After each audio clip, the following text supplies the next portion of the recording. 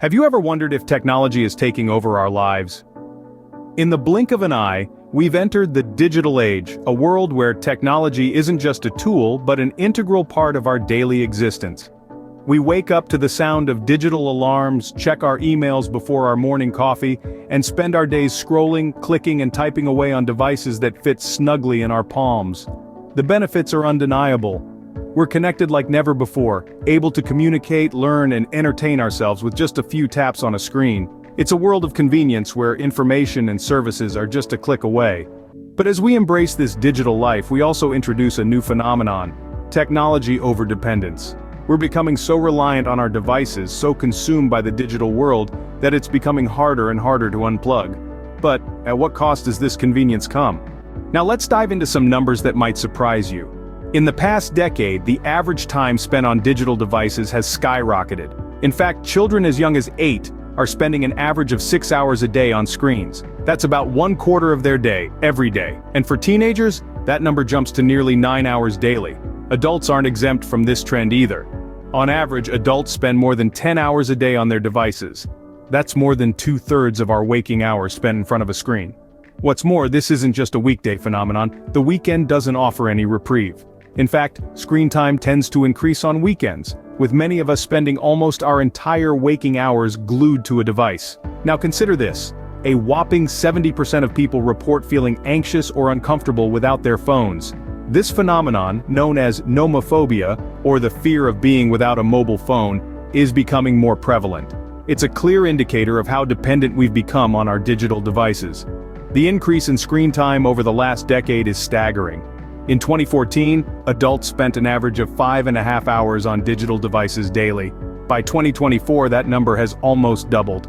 This doesn't even account for the spike in usage during the pandemic, where many people found themselves working, learning, and socializing primarily through screens. And it's not just about the quantity of time spent on devices, but the quality too. Many of us are multitasking, with multiple tabs open, scrolling through social media while watching TV, or responding to emails during a family meal.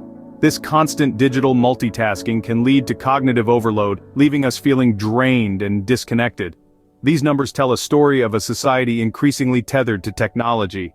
It's a tale of a digital age where the lines between our online and offline lives are becoming increasingly blurred.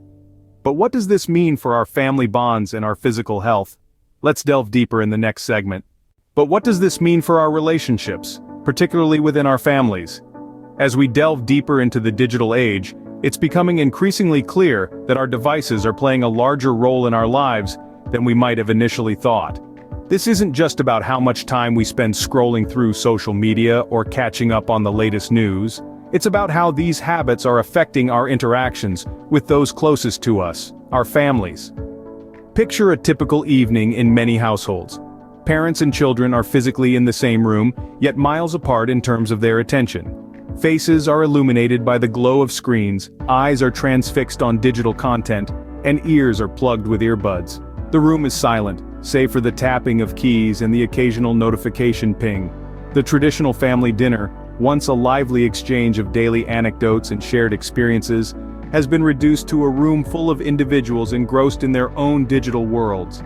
Research studies back up these observations. A decrease in face-to-face interaction within families due to technology use has been noted by psychologists and sociologists alike.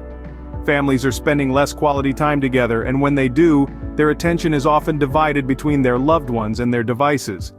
This can lead to poorer communication and strained relationships. Moreover, children learn by example.